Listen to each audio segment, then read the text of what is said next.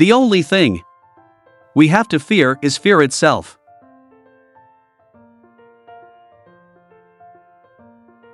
Remember always, that all of us, and you and I especially, are descended from immigrants and revolutionists.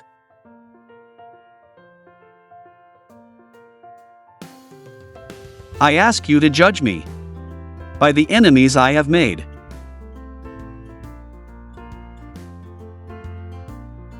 When you come to the end of your rope, tie a knot and hang on.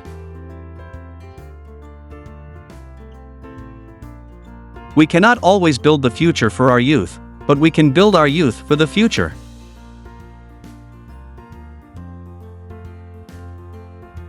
The test of our progress is not whether we add more to the abundance of those who have much, it is whether we provide enough for those who have too little.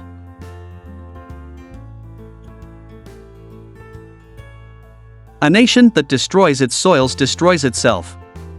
Forests are the lungs of our land, purifying the air and giving fresh strength to our people.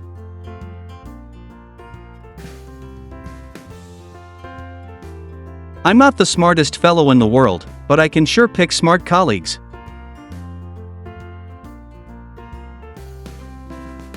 The liberty of a democracy is not safe if the people tolerated the growth of private power to a point where it becomes stronger than the democratic state itself.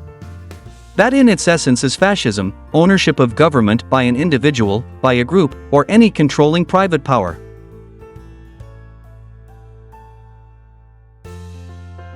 Courage is not the absence of fear, but rather the assessment that something else is more important than fear. To reach a port we must set sail. Sail, not tie at anchor. Sail, not drift. Democracy cannot succeed unless those who express their choice are prepared to choose wisely. The real safeguard of democracy, therefore, is education.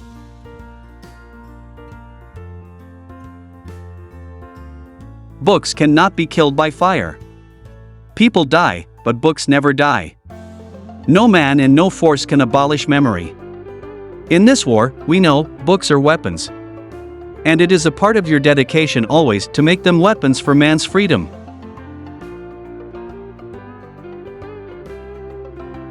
The only limit to our realization of tomorrow will be our doubts of today.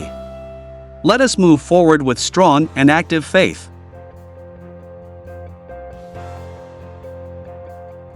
Happiness is not in the mere possession of money, it lies in the joy of achievement, in the thrill of creative effort.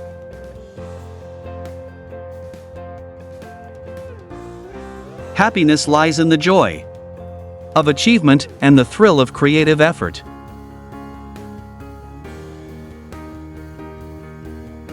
Happiness lies in the joy of achievement and the thrill of creative effort.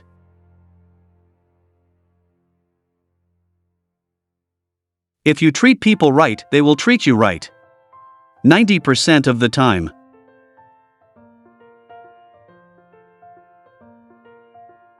There are many ways of going forward, but only one way of standing still.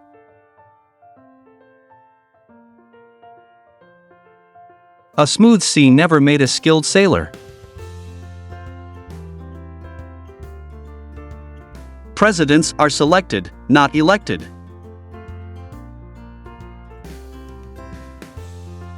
It is common sense to take a method and try it. If it fails, admit it frankly and try another. But above all, try something. Men are not prisoners of fate, but only prisoners of their own minds.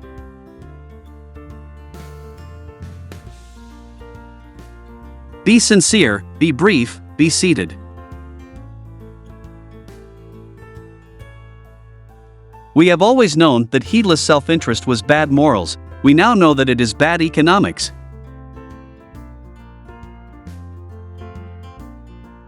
A conservative is a man with two perfectly good legs who, however, has never learned to walk forward.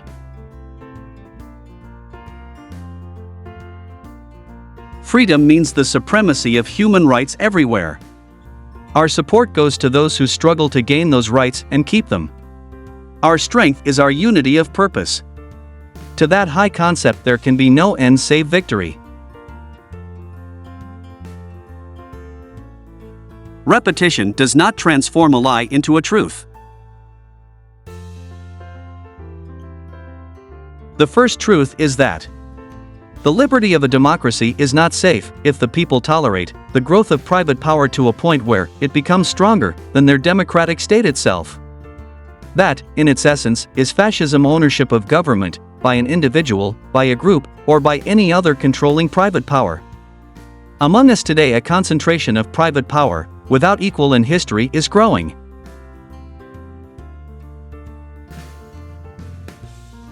In these days of difficulty, we Americans everywhere must and shall choose the path of social justice, the path of faith, the path of hope, and the path of love toward our fellow man.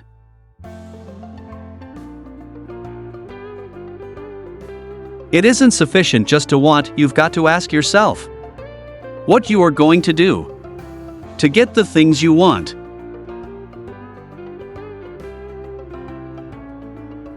Human kindness has never weakened the stamina or softened the fiber of a free people.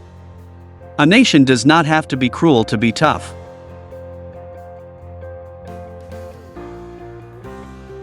We had to struggle with the old enemies of peace, business and financial monopoly, speculation, reckless banking, class antagonism, sectionalism, war profiteering.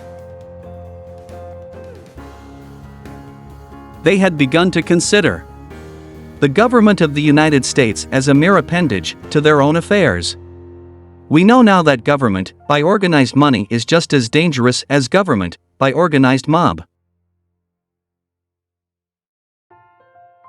Never before in all our history have these forces been so united against one candidate as they stand today.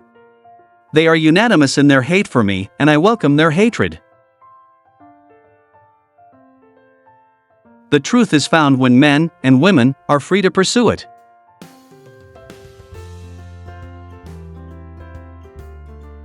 A war of ideas can no more be won without books than a naval war can be won without ships. Books, like ships, have the toughest armor, the longest cruising range, and mount the most powerful guns.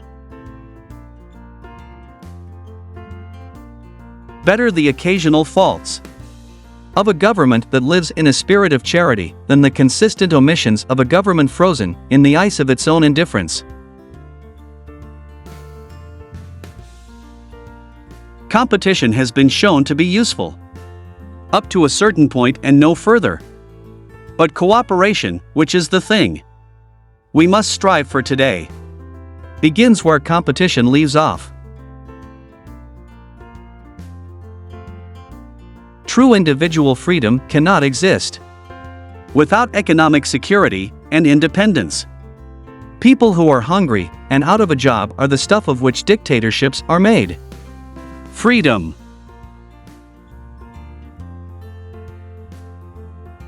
I have seen war. I have seen war on land and sea. I have seen blood running from the wounded. I have seen men coughing out their gas lungs. I have seen the dead in the mud. I have seen cities destroyed. I have seen 200 limping, exhausted men come out of line, the survivors of a regiment of 1,000 that went forward 48 hours before. I have seen children starving. I have seen the agony of mothers and wives. I hate war.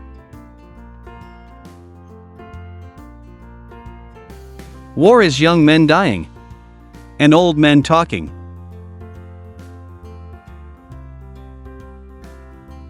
Great power involves great responsibility. We cannot always build a future for our youth, but we can always build our youth for the future.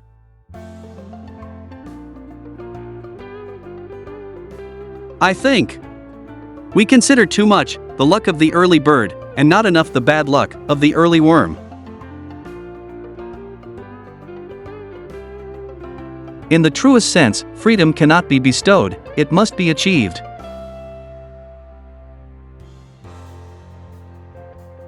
You are only an extra in everyone else's play.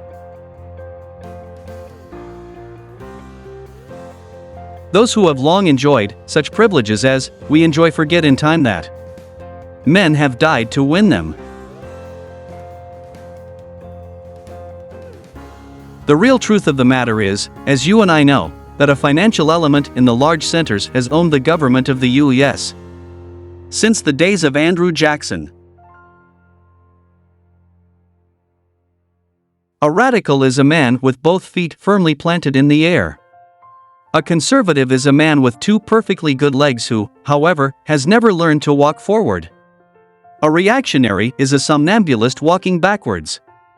A liberal is a man who uses his legs and his hands at the behest at the command of his head.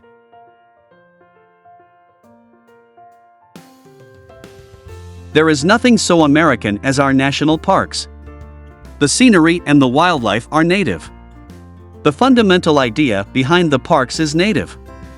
It is, in brief, that the country belongs to the people, that it is in process of making for the enrichment of the lives of all of us.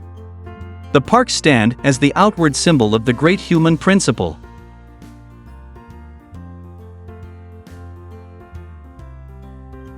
Organized money hates me, and I welcome their hatred.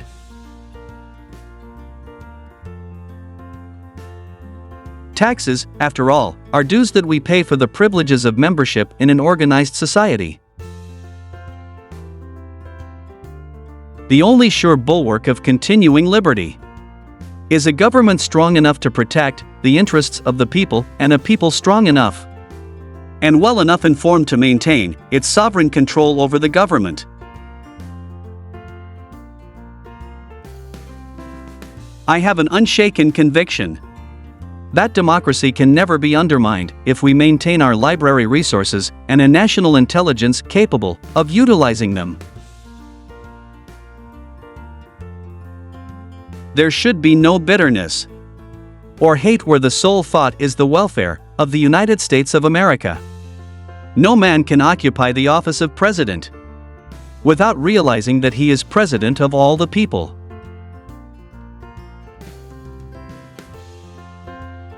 First of all, let me assert my firm belief that the only thing we have to fear is fear itself, nameless, unreasoning, unjustified terror which paralyses needed efforts to convert retreat into advance. Today we are faced with the preeminent fact that if civilization is to survive, we must cultivate the science of human relationships, the ability of all peoples of all kinds to live together and to work together in the same world at peace.